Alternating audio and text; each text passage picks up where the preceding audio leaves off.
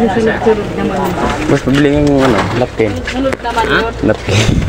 Nalapking ka? Hindi. Lagay sa ano? Sombrero. Ha? Lagay ba sombrero dito sa ano? Sombrero? Oo. Yung may wings boss, yung malaki ba? Yun. Ha? All night. Malaki.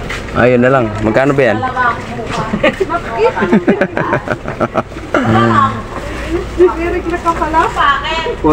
Hindi, sa ano ito? Sombrero nga.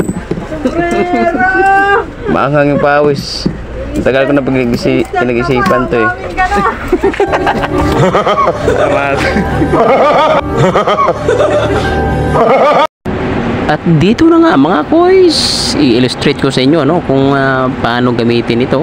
Dahil ito ay ano, easy way para yung pawis mo sa ulo or sa noo ay hindi papatak sa iyong mga mata. Dahil yung pawis talaga ay nakakasira sa mata mo, lalo pat matagal kang hindi concerned sa iyong pawis na napunta sa mata.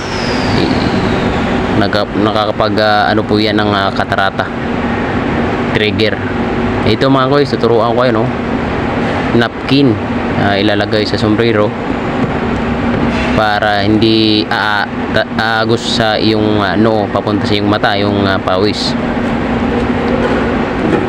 Nilagay ko na siya ng maayos dito mga koy, sinisiksik ko na siya sa sombrero kasi matagal ko na sanang plano ito, pero nahiya naman akong bumili, pero ngayon nilakasan ko na at nasabi ko mahapdi talaga sa mata yung pawis.